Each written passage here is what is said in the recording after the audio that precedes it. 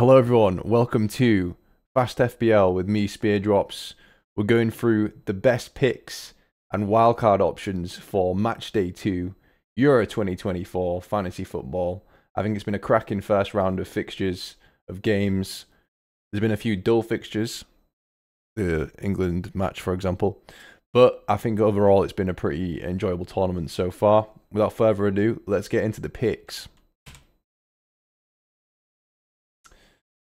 The keepers, as you can see from my last video, I've switched up quite a bit. Other than the first three, I still think they're the best picks there are. The only one who's dropped out is Mike Maignan, who did actually come in terms of points, better than Costa and Neuer. But I actually think he drops out now because they might be without Mbappe, and they have the Netherlands up next. So I just don't think he is a viable pick this week. He's fine to keep if you have him though. I do think these three are the best picks in the game: Pickford, Costa, and Neuer. Pick your favourite, and then pick one of the others, which will rotate with him on one of the off days. And based upon who you pick, it's going to be different. For example, I would favour Pickford right now, and in that case, Stanek, for example, would be a good rotation option. If they have a asterisk, a star, next to their name in today's video, it means they're under rotation risk. So we have Rajkovic, Nita, and Etrit Berisha. All three of those could have rotation issues. Berisha we actually predicted from the first game, and he did actually play, which is great to see. The other way around though, Moldovan, Horatio, Moldovan didn't play for whatever reason. I don't know why, but I mean, it paid off for the manager. They kept a clean sheet. So I think of the ones with the star, the asterisk is next to the name. I think Rajkovic is probably the most nailed of the three. It's really difficult to say because Milinkovic-Savic is actually really good. Savic is actually a really good goalkeeper for Serbia as well. So of those bottom three there could be some rotation risk. So I am warning you about that. I do think it's still worth the risk. Say if you're on wildcard or you need a new reserve keeper because of Moldovan getting dropped, it's still worth it. But there is rotation risk there. Pence, Ralf Rangnick has already said for Austria that he is the number one, and he has Poland next with no Lewandowski. Probably no Lewandowski, we'll see. That's actually a decent pick, but again, Netherlands second fixture. This is why I think Stanek is the best of the lot, because Stanek does look to be nailed. Czech Republic did just as I'm recording this video, just have a really good performance, strong defensive performance against Portugal. They were quite unlucky. I know the XG says about 2 expected goals for Portugal, but the goals they conceded, I thought they were a little unlucky.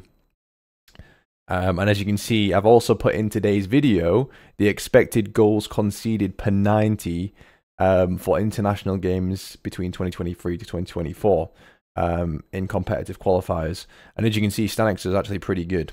So that's who I would go with if you can from the 4 millions. If you can't, because you might have picked someone who plays on the same day, pick one of the others that you fancy that can play on the other 2 days in the remaining 2 match days, and that you fancy for a clean sheet, basically. I think I'm pretty happy with the order they're in right now. And yeah, that is actually Rajkovic in the picture as well. I actually think there's a lot of new options in terms of value for goalkeepers this round, but I do actually think the premiums stay the same. So if you went with one of these premiums, congrats. It's only Maignan that I would maybe move away from if you have the luxury of that. Defense, then. I actually had to change the title to fit all the defenders in to the British English version of spelling defense, because I couldn't fit defenders in. There's just so many options. As you can see, the top 4 there were actually in the last 2 videos still, and despite all 4 of them technically blanking in terms of clean sheets or attacking returns, I still think they're the best picks in the game in terms of a combination of value and potential. João Cancelo, if you watch the game today, he was playing really advanced. At times he was playing as a second forward in CAM next to Ronaldo, and he seemed to me the most advanced of the 3 fullbacks that were playing. He did get hooked at 89 minutes, but I think that was more so a fatigue thing because he's effectively doing the job of everyone on the pitch. 3 goals in qualifying, as we said. Very, very attacking fullback at the highest level as well. There's really nothing not to like there, as you can see from all the stats. I've also pulled XGI per 90 for the clubs in 2024. And failing that, I've done a career one for some of the lesser known players. But as you can see, his XGI per 90, so expected goals and assists per 90 minutes played for his club team in 2024, is pretty good for a defender. And on the right is just your standard expected goals conceded for their international side. So yeah, Cancelo is still really good. I'd say, again, as I said in the first video, Costa's another really good pick at the back for Portugal. Diaz is probably the next most nailed. Mendes and Dalot I always worry about, so I just wouldn't really bother with them. The same with the rest of the Portugal defence, so it's out of those 3 if you want someone from the back line there. Germany have so many options there going, so you could go premium and go Rudiger if you really want to. I don't think it's necessary. If you're looking for more of an attacking output, then Maximilian Mittelstadt, the Stuttgart left back, 4 million. I do think he carries slightly less goal threat than Jonathan Tah. But Jonathan Tah will pick up more recovery, so it really is whoever you fancy most out of the 2. But Tah is 0.5 more expensive. Again, very, very good picks. They conceded a comedic Rudiger own goal to to a 10-man Scotland, so I'd really still expect them to perform very strongly.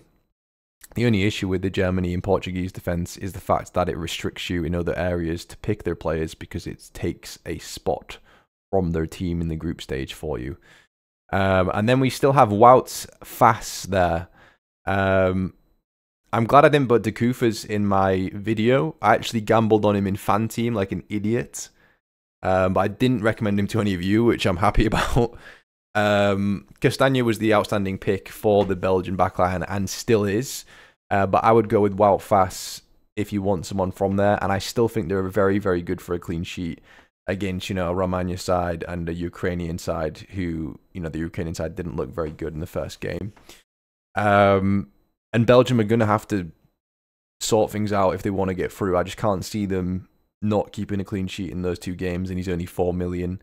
What I will say about these sort of picks as well is when you pick someone from a strong team and the strong team gets beat or doesn't do well, like in the case of Belgium, you just got to enjoy it, right? Because it's football. If the underdog team wins, I find it quite enjoyable anyway when the underdog team wins. Even though it's not so great for fantasy, that's fine. But anyway, I'm waffling and riffing. Wout Fass, still a great option. Don't worry about the first game. Mark Gay comes into the list. I did want to see what Southgate would run at the back, just in case he didn't go with something like a Stones Walker, or throw in another centre-back instead of Gay. But he does look to be the favourite on that left-hand side of the centre-back duo with John Stones. 4.5 million for an England backliner is really, really cheap. There's obviously a slight risk of rotation, but I don't really see it now he started, and since he started in some qualities as well. As you can see, you get almost no goal threat from Wout Fass and Mark Gay, but you're not picking them for that, you're picking them for the clean sheets. And England's defence is significantly the best in qualifying, and Southgate's a very negative manager. So I honestly think it's viable to double or triple up with the England defence, which is something I'm considering with a wildcard coming up. Another consideration who isn't on this list is Trent Alexander-Arnold. I do think Gay and Pickford are much safer and also better value. But Trent, if you want to risk him not playing or coming on as a sub, you're more than welcome. The value is definitely there. I just don't know if he's still going to start. I know he started, but the fact that they didn't create much and he was playing worries me as to maybe he goes with a more traditional linking CM like a Gallagher or a Mainu instead to help with fluidity. But they didn't concede, which I suppose is a plus for Trent Alexander-Arnold, eh? But yeah, he's absolutely viable, but he's a risk. I'd go with Gay myself and Pickford. And then we have David Hansko for Slovakia. What a game they had against Belgium, eh? And he does have really good XGI stats for his club. And I think he did in qualifying as well. So I think he's a really solid pick. My only issue here is he's 4.5, and you can get a German, Belgian, or English defender for around that range anyway. So he is going to be probably your 5th defender. But I will say, for those of you who are maybe dropped down in the ranks a little low and want to punt and need a punt to do well, a differential, then David Hansko is actually a really good pick. Ukraine next, who didn't look very good. I do think Slovakia will sit back, because if they draw both those games, more than likely they'll go through, or if they scrape a win in either of the games, they'll almost definitely go through. Okay, and again, we're not, I wouldn't say we're scraping the barrel, but we're going for picks which are both value, 4-man fixtures, but maybe not the best teams right now, from Hansko down. So we've got Hranek next for Czechia. I do think he has slightly better fixtures. And it does look like a more solid defense, the Czechia defense versus Slovakia defense, in my opinion, and it shows in qualifying. The downside of him is the lesser threat, and the fact that the fixtures he does have, those teams are relying on their attack, because Georgia and Turkey don't have a good defense. Hranek costs 4 million, which is another big plus, and he's an easy consideration. I also know I had him in fan team. He did score an own goal, but that was absolutely on the keeper. If you get to watch the game, full match or highlights are both worth watching for the Czechia versus Portugal game from today. Another fellow worth considering is Milenkovic for Serbia. Really poor attacking stats for him, I've noticed, especially this season. But really decent fixtures after he's now already played England. So now he has Slovenia and Denmark at 4.5. He's just a fine pick. I would probably pick the other two over him, but I know some of you just might fancy him, right, to play well or to get you some points. And now we're getting to, a super cheap bit of a punt, Pongrasic for Croatia. He's only 4 million, and he has started, I think, the past 3 games for Croatia at centre back. And Albania next, and Croatia have to win that game. I think this is what maybe one more so for someone just maybe looking to dead into a wildcard next week or limitless this week, because I wouldn't have him for the Spain game, obviously. So he's just a bit of an out there pick. Last one on the list is Teo Hernandez, who I should have kept backing, and I backed him all the way from the very start of making my Euro UEFA team and my fan teams, and then took him out because of the injury. He got his clean sheet. I think he got a bonus for recovery as well. So congrats if you stuck with him. I took him out purely because of the injury. He's still very viable just because of the strength of France. I just worry about that Netherlands fixture, that's all. That's why he's bottom of the list. But if you've got him, 100% I would keep him. I just wouldn't have him on Limitless or Wildcard this week. But he's definitely a keep. Great attacking numbers. One of the best teams. Another clean sheet.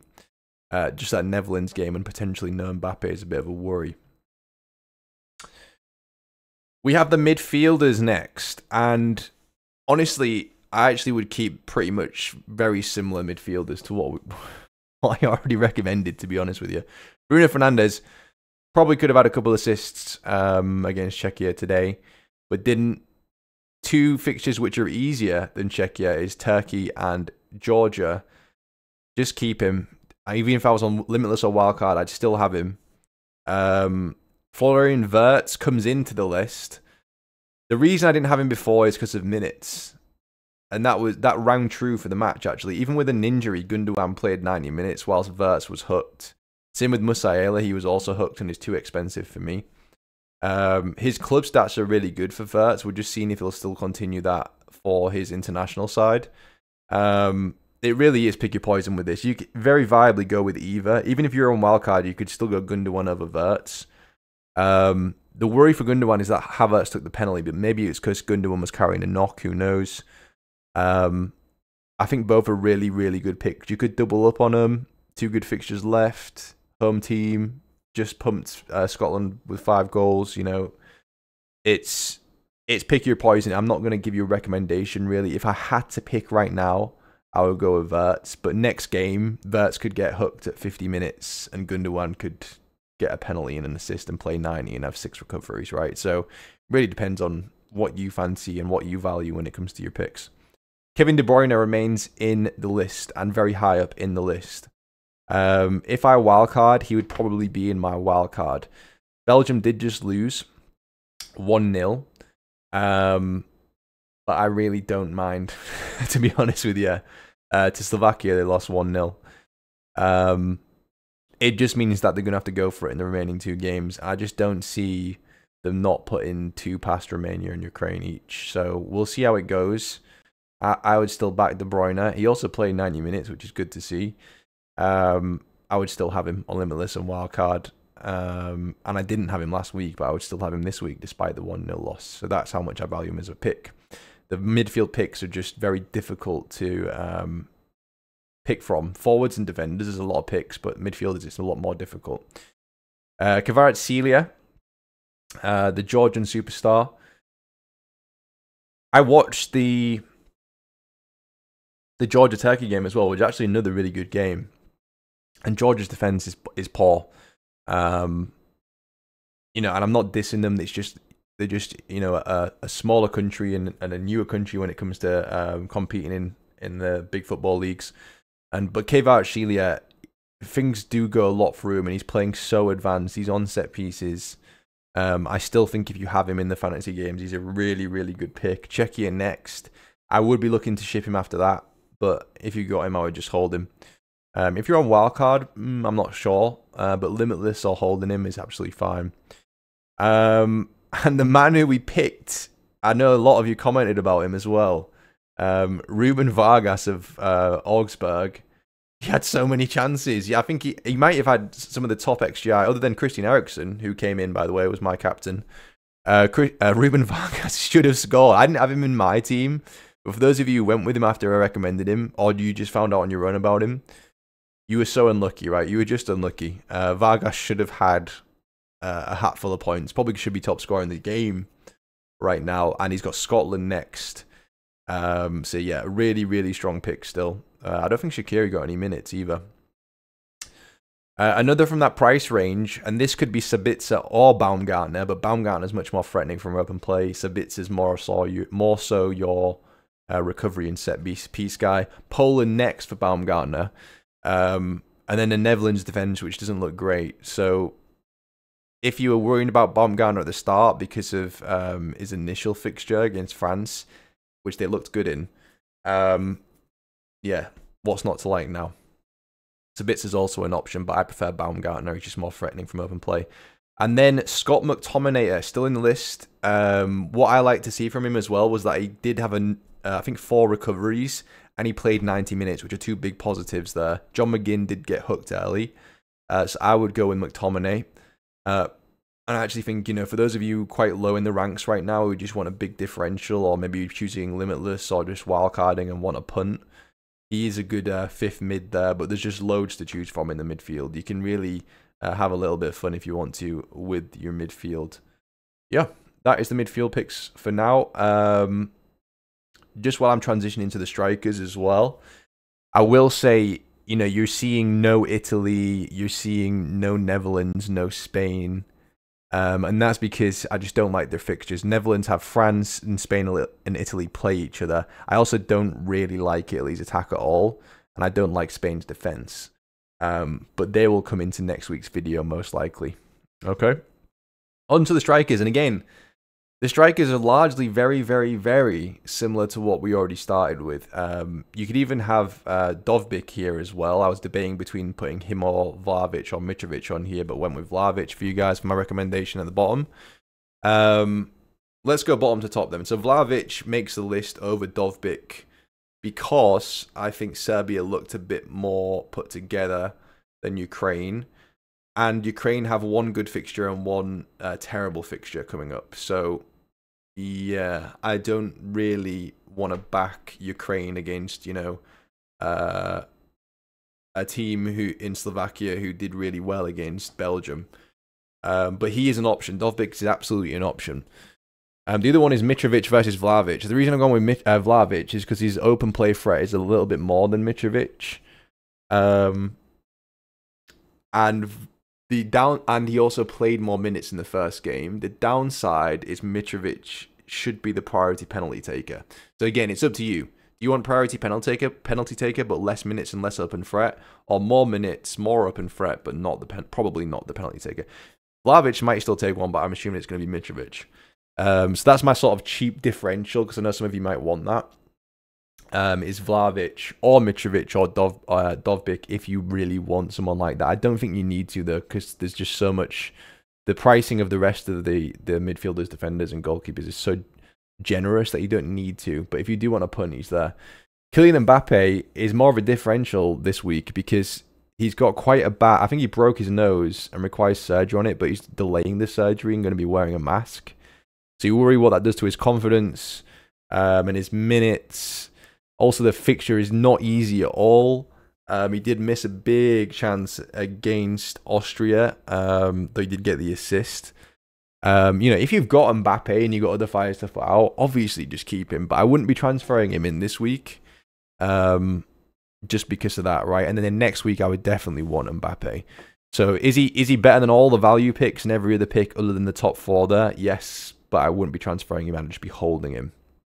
He's still a very viable captaincy pick as well. And we have the other 4, and basically just Mbappe and Havertz have kind of switched around, and the order has kind of switched around a little bit. Harry Kane, as predicted, England very, very defensive. The thing is about Harry Kane, though, is how good of a player he is. And if he does get that chance, he's going to score. And if England get a penalty, he's probably going to score the penalty. Unless it's in a knockout game against France, of course. He's going to put it into Rose Ed. But... Harry Kane, Denmark and Slovenia. I think he'll be really itching to score, and he'll probably change his play style since he didn't get much joy against Serbia. He's fine. He's absolutely fine. But I actually think Havertz I would prefer because it allows you for more money elsewhere and flexibility for the last game. If money was no object, then I'd go with Kane. But it is, and there's 3.5 mil in it, and Germany are at home and looking very free-flowing. England look very defensive. And are against the Denmark side, which don't look weak. Speaking of the German side, Kai Havertz himself. My only issue with Kai... There's 2 issues with Kai Havertz. First of all is the minutes. Füllkrug came on and scored, and he did really well, did Füllkrug. Havertz offered more in terms of general play, and scored. My worry for him is minutes and minutes alone. That's it, really. The other issue, the second thing I was going to mention is that he takes up a Germany spot. And, if you've got Mittelstadt, Tah, Neuer, Rudiger, Wirtz, Gundogan, it's difficult to squeeze everyone in. So that's my only issue there, pretty much with any German asset in this game right now. Hungary didn't do well against Switzerland, and then Switzerland last game for Germany again. Not difficult fixtures for them. Romelu Lukaku comes in next, and I also forgot to mention I did manage to find XG per 90 in the qualifiers for the strikers, just not for the rest of them. Otherwise, I would have put them in. They just didn't show them for some reason on the Footy Stats website.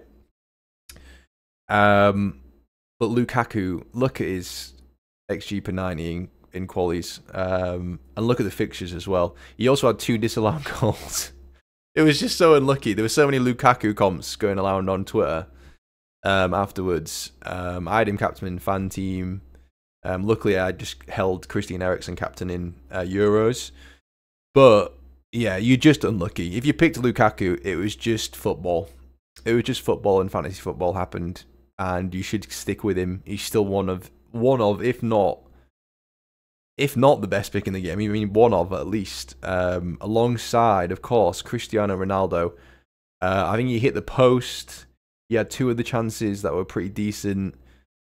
He came close with some of the headers. He had a free kick. He was involved in everything and on the end of everything. Turkey and Georgia's defenses both look horrible, and the Czechs' defense was the best of the 3 they're going to verse. The things can only get better. So if I was you, I would pick Ronaldo, Lukaku, and then pick one more depending upon your budget and your rank. Okay? My final thoughts for the match day, I would say there's only 2 fixtures to consider, so remember that for these 2 transfers. After these 2 next fixtures, you get a free wildcard, not your wildcard that you can use at any time. So we get unlimited transfers in 2 fixtures time, so you just pick in based upon the next 2 fixtures. The only people who aren't picking on the next 2 fixtures is 1, if you're on Limitless, or 2, if you want to use your wildcard for the last match of the group stage. But other than that, you're picking for 2 fixtures or 1 fixture. Okay. Wildcard's very, very viable right now if you have more than 3 or more non-starters or injuries combined, etc. Okay, I know I've written all there for some reason. But yeah, it is very, very viable because it's going to cost you an extra 4 points to do free transfers. And you want 15 playing players. So for example, I think 2 of my players got dropped and 1 player got injured. Didn't matter too much generally, still did okay, but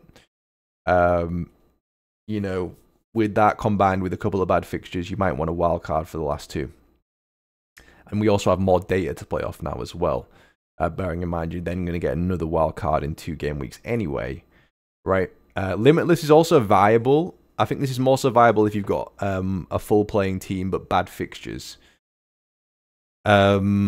I prefer to keep Limitless later, and I said I would mention something about the chips. I don't really want to do a full video about the chips. I'd rather keep it all condensed in here for you guys who are watching me.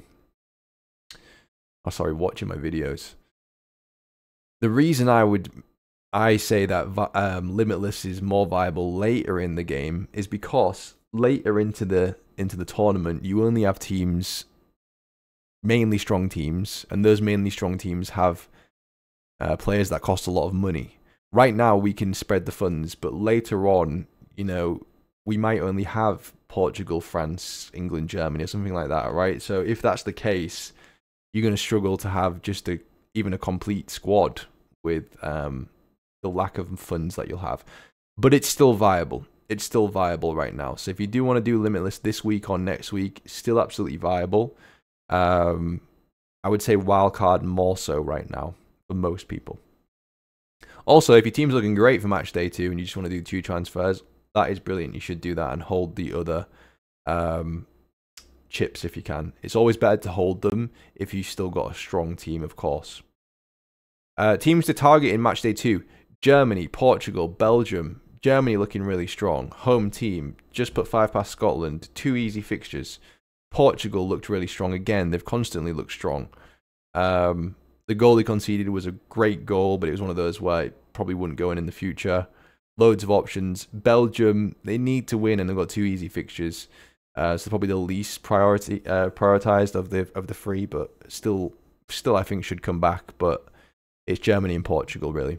Teams to show caution. What I mean here is you shouldn't be transferring them in. Maybe don't need to necessarily transfer them out, but they don't have good fixtures. France and Netherlands play each other, so obviously you're not picking any Netherlands players. If you've got Meunier,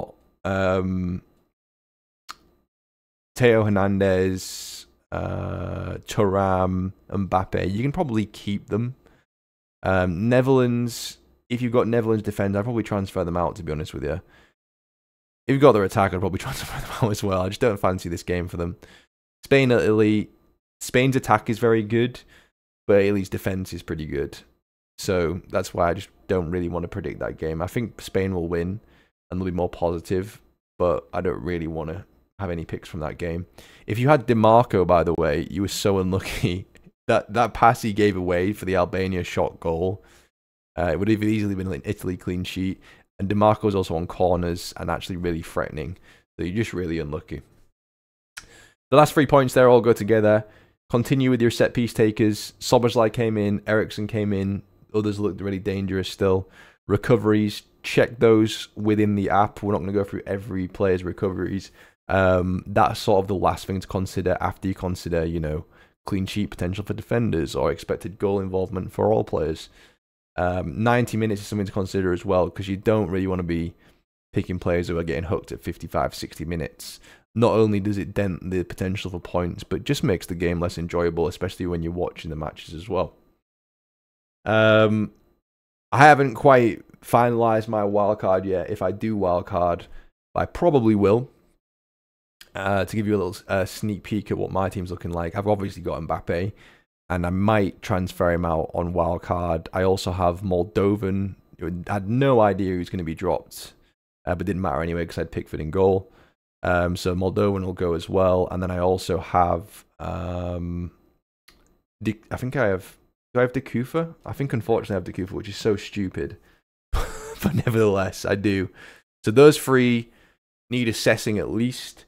And other players like Ericsson, who I captained, and Soboslai, who did well. They just have bad fixtures, that's all. So I'm kind of considering my options, and we'll go from there. So I didn't really want to put up, this is what my team's going to look like, because it's going to change as we go. If there's any injury updates or whatever, I will try and pin them if I can. These are my socials, as you can see. If you want to buy me a little something, you can go to throne.com. Subscribe and turn your notifications on if you want to see more videos from me in terms of fantasy football and football. I'm also going to be doing ones for the FPL season coming up. Twitch.tv/speardrops for my gaming live streams every now and then. And of course, I'm on Twitter as well. There's a few tweets there about the content. But good luck to you for Matchday 2. Try and have fun with this game. That's the great thing about picking from the lesser teams or picking from games which you wouldn't normally be interested in. It makes them even more exciting. And the international competitive games, when it comes to football, are always tend to be pretty good as well. Unless they're managed by Gareth Southgate, of course.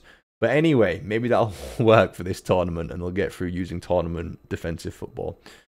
Good luck to you. I will see you for Matchday 3. Have a good one. I'll see you then. Goodbye.